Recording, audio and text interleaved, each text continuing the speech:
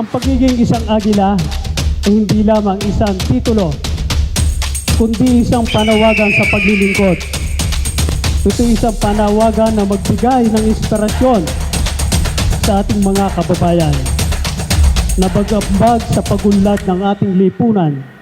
At lagi niyong tatandaan at isa sa puso yung respeto. Ito po, respeto sa bawat isa, respeto sa mga kuya, sa leadership. Wala na pong iba. Yun lang. Kasi kung taglay niyo sa sarili niyo yung respeto, sigurado ako, malayo ang mararating niyo.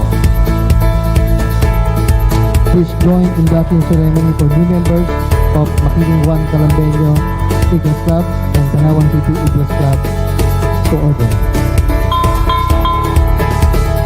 So naway magtagumpay at naway itong ating mga aspirant ay ating gabayan upang maging isang tunay na agila at gampanan ang kanilang mga gampanin bilang isang agila na may takot sa Diyos, pagkumbaba at maggalang. So, welcome po sa joint induction ceremony for new members ng Tanawan City Eagles Club at ng Makiling 1 Calambeño Eagles Club.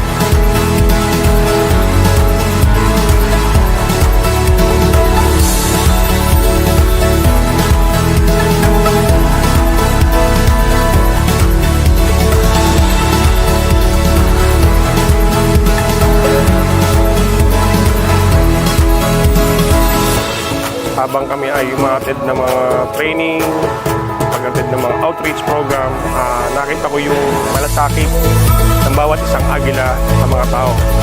Napakasarap kong tumulong, lalo na tutulungan ngayon talagang kailangan nilang tulong at direct namin nadadala ang tulong para sa mga nangangailangan. Marami pong bagay na mabuting nagagawa ang agila. Kaya ako po ay pumasok bilang agila. Muli po, ako po ay nagpapasalamat at ako po ay na-induct sa Makiling 1 Calambeño Eagles Club. Nagpapasalamat po ako sa aming presidente at sa lahat ng aming mga kapatid.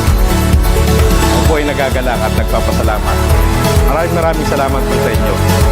Tanggapin nating maluwag ang bago nating mga miyembro sa kanya-kanyang club. Bilang tayo ay isang tao, kinakailangan din natin maging agila. Marami tayong kinakailangan pagdaanan sa buhay na kinakailangan natin tanggapin. At kinakailangan natin pagsikapan.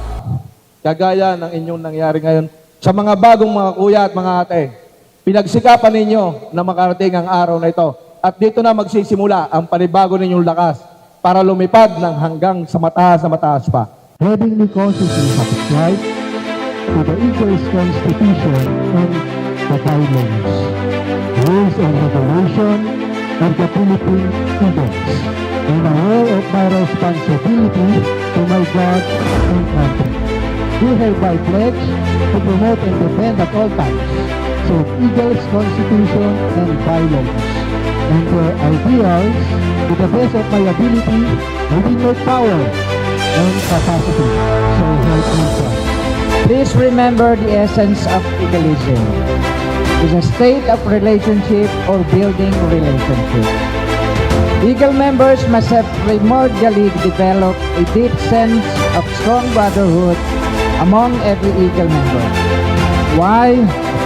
We should develop a deep sense of strong brotherhood because we have one objective, and this objective is to serve, anchored on our guiding principle, service through strong brotherhood.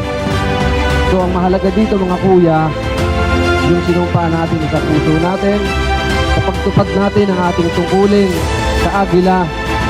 No, huwag niyo pakalimutan, siyempre laging nandyan. Unang isaalang-alang ang ating obligasyon sa Panginoon. Pangalawa, sa pamilya. Pangatlo, trabaho o hanap buhay. Yung pang-apat, sana agila na. Sa pagpasok ninyo sa inyong mga bagong tungkulin, inaasahan kong patuloy niyong dadalhin ang legacy ng inyong club. legacy ng paglilingkod, pagkakaisa at pagunlad. Tandaan natin ng mahalaga sa isang agila, pagkakaisa, paglilingkod at pagunlad. Gamitin natin ang ating mga kakayahan, ang ating mga talento, ang ating mga puso upang magbigay ng positibong impluensya sa ating komunidad. So, tayo po tutulong ng tutulong.